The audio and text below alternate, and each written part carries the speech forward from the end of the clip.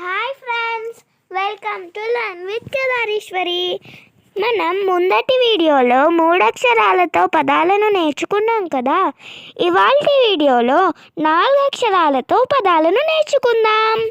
ఆ ల స ట అలసట, ఆచరణ ఆచరణ, ఆదరణ ఆదరణ, ఏ రాకి రావొత్తు నా కైత్వం నాకు దీర్ఘమిస్తేనా ఎర్రనైనా, ఒకటవ ఒకటవ, తలగడ తలగడ, కా కౌత్వం ఇస్తే కౌ, రా వా కొమ్మిస్తే ఊ, లా కొమ్మిస్తే లు, కౌరవులు.